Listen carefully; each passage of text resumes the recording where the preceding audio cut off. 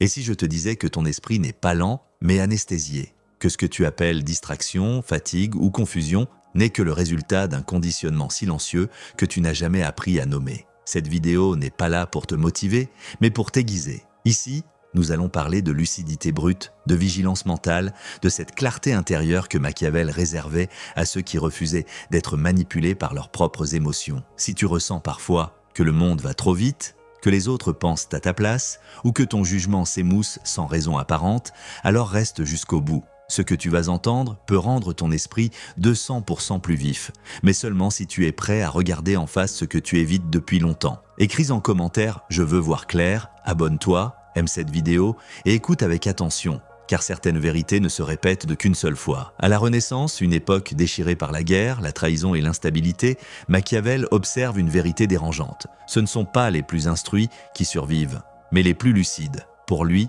la clarté mentale n'est pas un luxe intellectuel, c'est une arme de survie. Influencé par l'Antiquité, notamment par le stoïcisme et le réalisme politique romain, il comprend que l'esprit humain est né naturellement vulnérable aux illusions, aux passions et aux récits rassurants. Ce savoir a été déformé avec le temps, caricaturé comme immoral parce qu'il expose ce que les sociétés préfèrent cacher.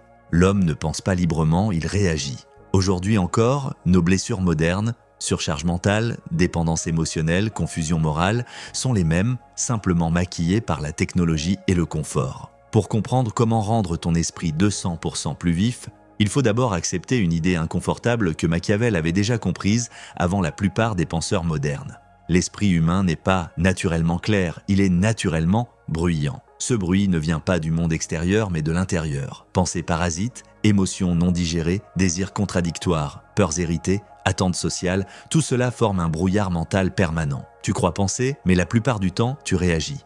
Tu crois décider, mais tu obéis à des impulsions que tu n'as jamais examinées. Machiavel ne cherchait pas à rendre l'homme plus moral ou plus gentil. Il cherchait à le rendre lucide, car seule la lucidité permet la liberté réelle. Un esprit vif n'est pas un esprit qui sait beaucoup de choses, c'est un esprit qui voit ce qui se passe en lui pendant que cela se passe. La première clé de cette vivacité mentale est l'observation froide de soi. Machiavel insistait sur un point que beaucoup trouvent dérangeant. Tant que tu te racontes des histoires flatteuses sur toi-même, tu restes aveugle. L'ego adore se présenter comme rationnel, juste, cohérent, mais en réalité, il fonctionne comme un avocat interne qui défend chacune de tes réactions après coup. Tu t'énerves, puis tu justifies. Tu fuis, puis tu rationalises. Tu échoues, puis tu accuses. Un esprit vif ne fait pas cela. Il observe sans juger immédiatement. Il regarde la colère monter, il sent la peur apparaître, il remarque l'envie, sans chercher à la déguiser en vertu. Cette capacité à voir sans maquiller est déjà une forme de puissance mentale rare, car la majorité des individus passent leur vie à se mentir pour préserver une image intérieure confortable. Machiavel avait compris que l'émotion est l'ennemi principal de la clarté lorsqu'elle n'est pas maîtrisée. Non pas parce que l'émotion est mauvaise, mais parce qu'elle prend le contrôle lorsqu'elle n'est pas reconnue. Un esprit émoussé est un esprit possédé par ses réactions. Il croit que ce qu'il ressent est ce qui est vrai. Il confond l'intensité émotionnelle avec la réalité. À l'inverse, un esprit vif est capable de créer une distance intérieure entre ce qu'il ressent et ce qu'il observe. Cette distance n'est pas de la froideur, c'est de la lucidité. C'est l'espace intérieur qui te permet de ne pas répondre immédiatement, de ne pas te justifier, de ne pas t'expliquer inutilement. Dans cet espace, ta pensée devient plus rapide, plus précise, plus stratégique. La deuxième clé repose sur la compréhension des mécanismes invisibles qui influencent ton jugement. Machiavel observait que les masses sont facilement manipulables non pas parce qu'elles sont stupides, mais parce qu'elles fonctionnent à partir de schémas émotionnels prévisibles. Peur de perdre, besoin d'appartenance, désir de reconnaissance, aversion au conflit. Ces leviers existent aussi en toi. Tant que tu ne les reconnais pas, ils dictent de tes décisions. Un esprit vif est un esprit qui connaît ses propres points faibles.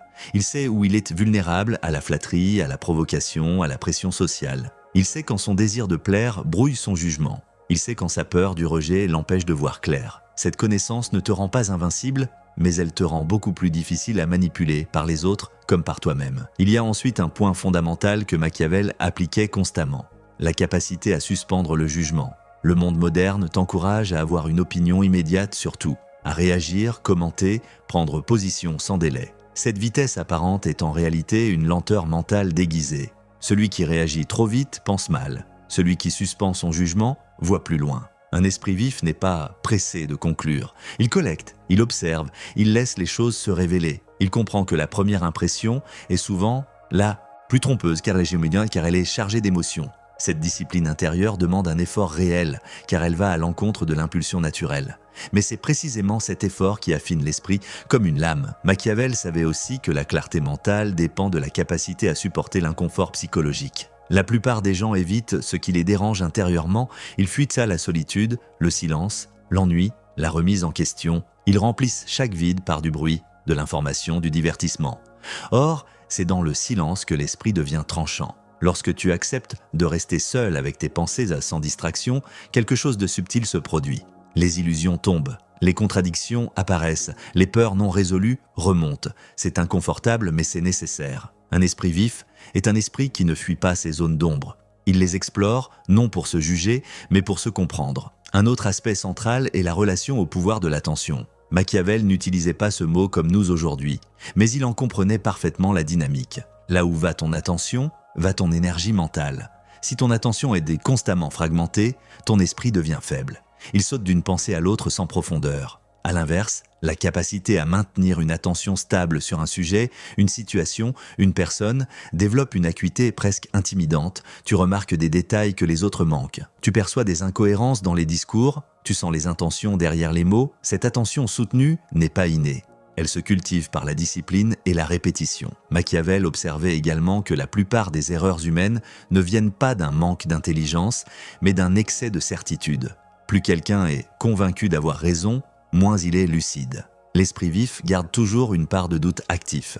Non pas un doute paralysant, mais un doute vivant, qui questionne, qui ajuste, qui affine. Cette posture intérieure permet d'éviter les pièges de l'orgueil intellectuel. Elle rend l'esprit flexible, adaptable, capable d'apprendre même dans l'échec. Celui qui croit à tout savoir cesse de voir. Celui qui accepte de ne pas tout comprendre voit beaucoup plus. Enfin, Machiavel insistait sur une vérité que peu aiment entendre. La clarté mentale exige de renoncer à certaines illusions rassurantes, l'illusion que le monde est juste, l'illusion que les intentions comptent ne plus que les résultats, l'illusion que la vérité suffit à se défendre. Tant que tu t'accroches à ces récits, ton esprit reste vulnérable. Un esprit vif regarde le monde tel qu'il est, pas tel qu'il devrait être. Il accepte la complexité, les paradoxes, les zones grises. Cette acceptation ne rend pas cynique, elle rend précis.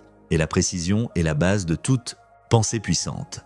Ce que tu commences à comprendre ici, c'est que rendre ton esprit 200% plus vif n'est pas une question de technique superficielle, mais de transformation intérieure profonde. Il s'agit de passer d'un esprit réactif à un esprit observateur, d'un esprit émotionnel à un esprit conscient, d'un esprit dispersé à un esprit concentré. Et ce processus, bien que silencieux, change radicalement ta manière de percevoir le monde, les autres et surtout toi-même. Ce n'est que le début. Si la première partie t'a permis de comprendre comment l'esprit devient vif par l'observation, la distance émotionnelle et la discipline de l'attention, il faut maintenant aller plus loin, là où Machiavel devient réellement dérangeant. Car aiguiser l'esprit ne consiste pas seulement à mieux voir, mais à désapprendre profondément. Désapprendre ce que l'ego moderne t'a inculqué sur toi-même, sur le monde, sur la notion de vérité, de bien et de mal, de succès et d'échec. Un esprit réellement vif est un esprit qui a traversé ses propres illusions et qui a survécu à la perte de ses certitudes. Machiavel avait compris que l'un des plus grands ennemis de la clarté mentale est l'illusion morale. L'homme aime croire qu'il agit par vertu,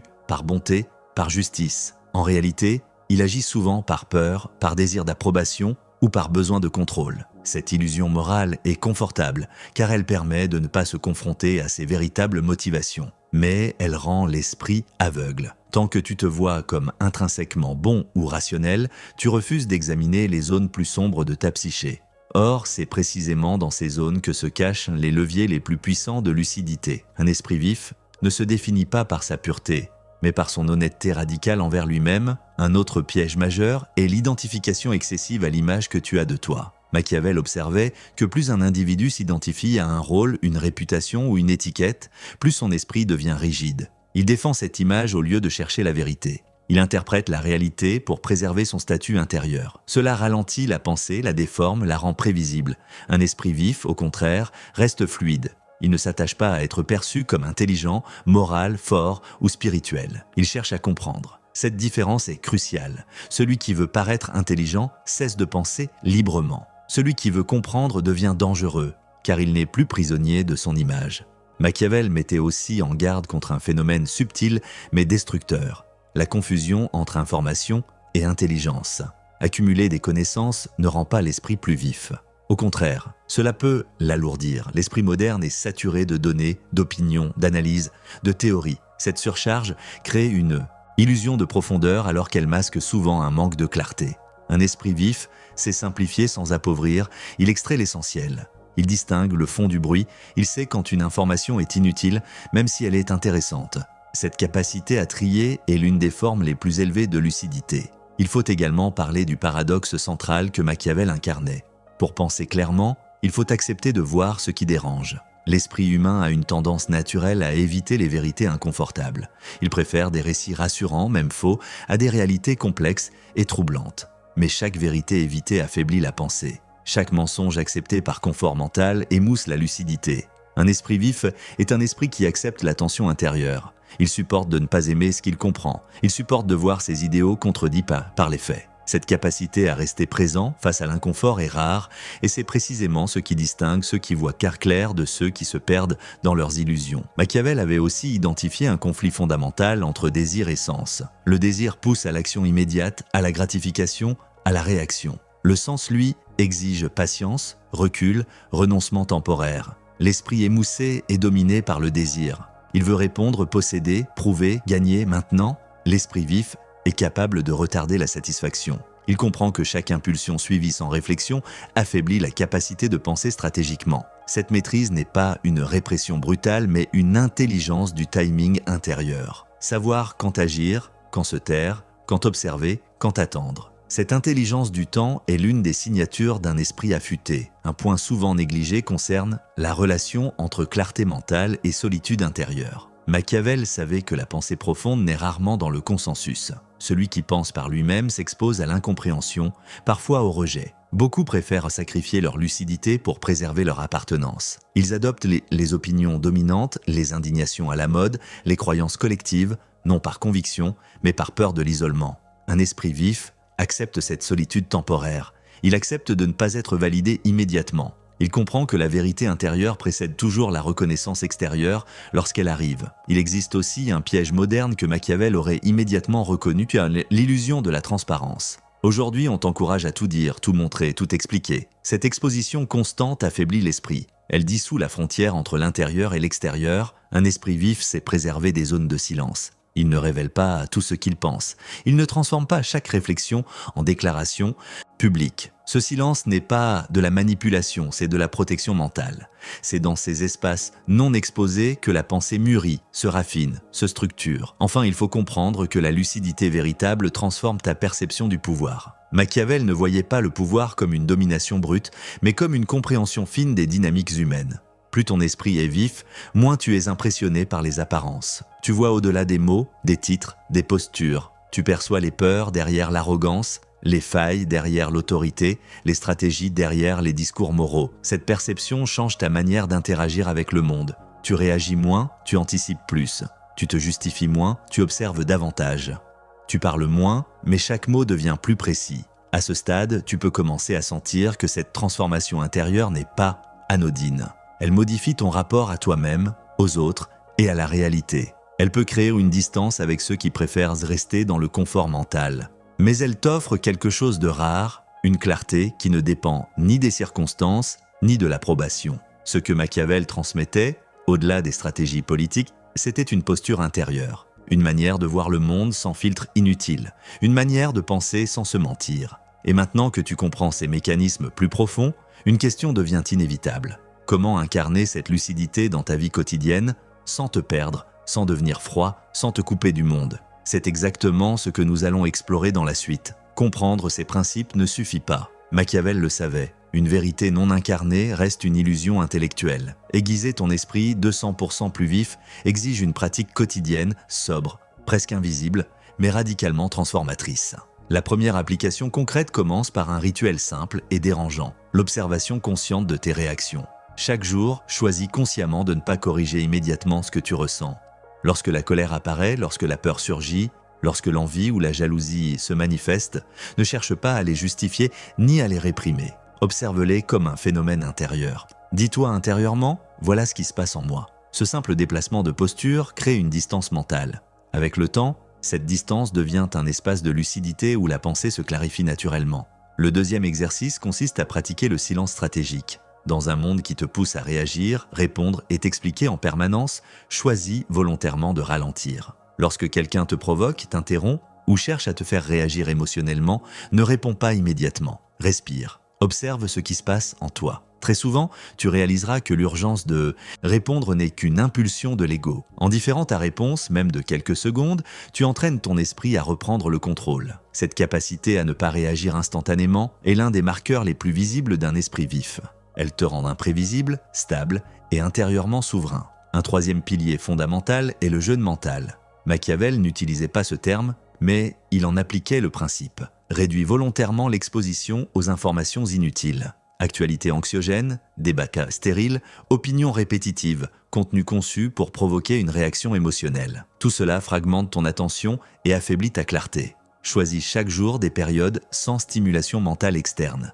Pas de téléphone, pas de musique, pas de distraction. Laisse ton esprit s'ennuyer. Cet ennui est un terrain fertile. C'est là que les pensées se réorganisent, que les intuitions émergent, que la lucidité se renforce. Au début, ce sera inconfortable. Puis, ce deviendra une source de puissance intérieure. La quatrième pratique concerne la maîtrise de l'attention. Entraîne-toi à porter ton attention pleinement sur une seule chose à la fois. Une conversation, une tâche, une pensée. Lorsque ton esprit se disperse, ramène-le doucement, sans te juger. Cette discipline développe une acuité mentale remarquable. Tu commenceras à percevoir des détails que tu ignorais auparavant. Les incohérences dans les discours, les non-dits, les micro-réactions émotionnelles chez les autres. Cette attention soutenue affine ton intelligence sociale et stratégique sans que tu aies besoin de forcer quoi que ce soit. Un autre exercice puissant consiste à revisiter tes certitudes. Chaque semaine, choisis une conviction forte que tu as sur toi-même, sur les autres ou sur le monde et questionne-la honnêtement. Demande-toi, et si l'inverse était vrai? Et si ce que je crois être une qualité était en réalité une protection? Et si ce que je juge chez les autres révélait quelque chose en moi? Ce travail n'est pas confortable, mais il libère l'esprit des rigidités invisibles.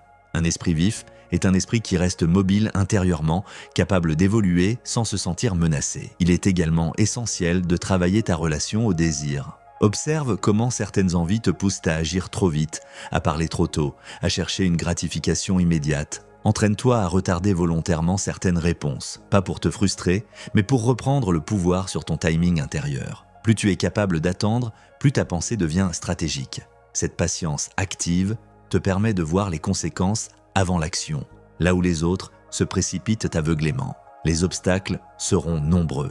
Le premier est l'inconfort psychologique. Tu te sentiras parfois seul dans ta lucidité. Tu verras des choses que d'autres préfèrent ignorer. Tu auras envie de revenir à l'insouciance mentale. C'est normal. Le deuxième obstacle est l'ego spirituel ou intellectuel. Lorsque ton esprit devient plus clair, tu pourrais te sentir supérieur. C'est un piège. Dès que tu te compares, ta lucidité diminue. Reste humble intérieurement. La clarté n'est pas une identité, c'est une pratique. Un autre obstacle majeur est la fatigue mentale. Aiguiser l'esprit demande de l'énergie. C'est pourquoi le repos conscient est crucial. Un esprit vif n'est pas un esprit constamment tendu. Il sait quand relâcher, quand se retirer, quand se ressourcer. Le sommeil, le silence et la simplicité sont des alliés de la lucidité, pas des faiblesses. Avec le temps, ces pratiques lui transforment profondément ton rapport à la réalité. Tu te surprendras à réagir moins, à comprendre plus vite, à anticiper sans effort. Les conflits perdront de leur intensité, non parce que tu les évites, mais parce que tu les vois venir. Les manipulations glisseront sur toi, car tu reconnaîtras leurs mécanismes.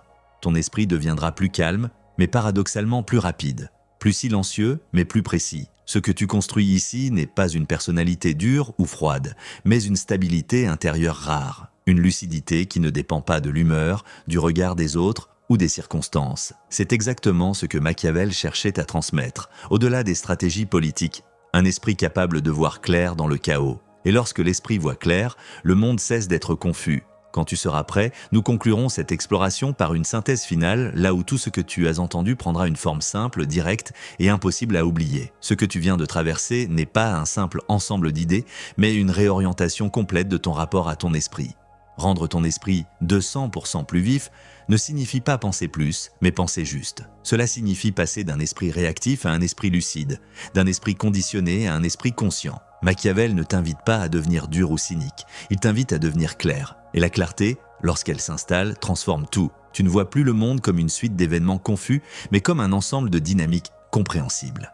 Tu ne te perds plus dans tes émotions, tu les observes, tu ne cherches plus à prouver, tu comprends. Tu ne cours plus après la validation, tu avances avec précision. Souviens-toi de l'essentiel. La vivacité mentale naît de l'observation honnête de soi, de la capacité à créer une distance intérieure avec ses émotions, de la maîtrise de l'attention et du courage de regarder ce qui dérange. Elle se renforce par le silence, par le ralentissement volontaire, par la remise en question des certitudes, par la patience face au désir. Elle s'affaiblit dès que l'ego reprend le contrôle, dès que tu cherches à paraître plutôt qu'à voir. Cette lucidité n'est pas spectaculaire, elle est silencieuse, mais elle te rend intérieurement libre. Et cette liberté se ressent dans chaque décision, chaque parole, chaque silence. Peut-être ressens-tu déjà un léger déplacement en toi, une impression que quelque chose s'est réorganisé, même subtilement. Si c'est le cas, ne cherche pas à l'expliquer. Incorpore-le, pratique-le, reviens au silence. Observe-toi et surtout, n'oublie jamais ceci. La majorité des êtres humains vivent toute leur vie dans un brouillard mental qu'ils prennent pour la réalité. Toi, tu as maintenant le choix. Rester confortable dans l'illusion ou accepter la clarté, même lorsqu'elle dérange. Si cette exploration a résonné en toi, fais-le savoir. Aime cette vidéo, abonne-toi et continue ce chemin avec nous. Et avant de partir, laisse-moi te poser une dernière question, simple mais décisive. Préfères-tu avoir raison ou préfères-tu voir clair ?